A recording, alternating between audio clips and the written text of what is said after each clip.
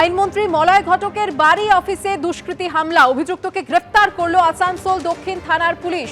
ধৃত ভিকি কেওড়ার পরিবারের দাবি তিনি মানসিকভাবে অসুস্থ, এমনটাই পরিবারের তরফ থেকে দাবি করা হয়েছে। ভিকির নিজের বাড়িতেও ভাঙচুর চালাচ্ছেন। অভিযোগ, আসানসোলের আইনমন্ত্রী মলয় ঘটকের বাড়ির অফিসে ঢুকে তিনি পাথর দিয়ে ভেঙে দেন টেবিলের কাজ।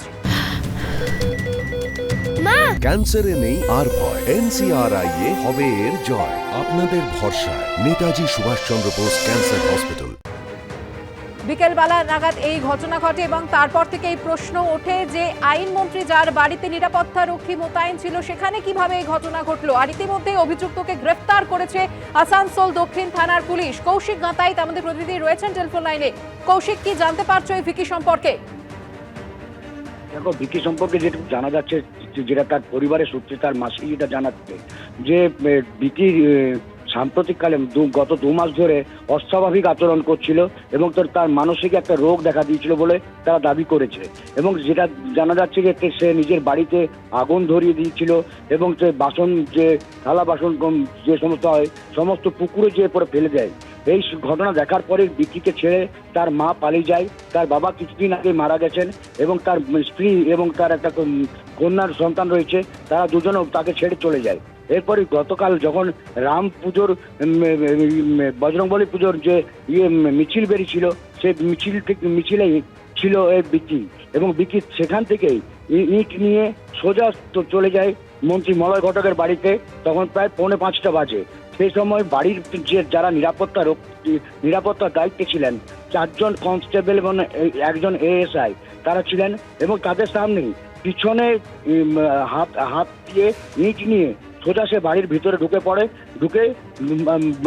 বাড়ির নিচের তলাতেই অফিস মন্ত্রীর, এবং সেই অফিসেই টেবিলের উপরে যে কাঁচ, সেই কাঁচের উপরে ইটটি আছাড় মারলে কাঁচটি ভেঙে যায় এবং সে তারপরে সেখান থেকে বেরোতে চেষ্টা করে এবং তারপরে পুলিশ ধরে ফেলে। কিন্তু প্রশ্ন উঠেছে যে যেখান থেকে মন্ত্রীর বাড়ির থেকে আসানসোল সাউথ পিপি, সেটা দূরত্ব হচ্ছে প্রায় 200 মিটারের মতো। সেখানে যদি এই ঘটনা ঘটে তাহলে অন্যান্য জায়গায় কি পরিস্থিতি হতে পারে? ধন্যবাদ কৌশিক। অন্যদিকে ভারত বাংলাদেশ সীমান্ত থেকে ফের বাংলাদেশি গ্রেফতার। জলঙ্গি থানা এলাকার বিদুপুর সীমান্ত থেকে গ্রেফতার করা হয়েছে 3 জন বাংলাদেশি অনুপ্রবেশকারীকে। আরো বিস্তারিত জানবো, কথা বলবো আমাদের প্রতিনিধি রাজীব চৌধুরীর সঙ্গে। রাজীব।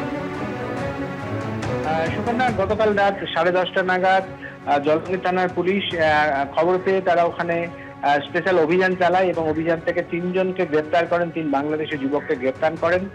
তাদের কাছ থেকে ফেন্সিডিল এবং গাঁজা উদ্ধার হয়। পুলিশের প্রাথমিকভাবে অনুমান সেটা হচ্ছে যে এই মাদকদ্রব্য পাচারের জন্যই তারা এখানে আসে এবং সংগ্রহ করে তারা যখন বাংলাদেশে যাওয়ার জন্য অপেক্ষা করছিল তখনই পুলিশ তাদের গ্রেপ্তার করে। এবং এদেরকে ভারতে ঢুকতে কারা সহযোগিতা করেছিল এবং কোথায় তারা সেন্টার নিয়েছিল সবটাই এই মুহূর্তে জলঙ্গি থানার পুলিশ তদন্ত করে দেখছে এবং এদের সঙ্গে আরো কারা কারা যুক্ত ছিল এবং সবটাকেই তাদের খোঁজে কিন্তু ইতিমধ্যে জলঙ্গি থানার পুলিশ তল্লাশিও শুরু করেছে বিভিন্ন এলাকায়। ধন্যবাদ।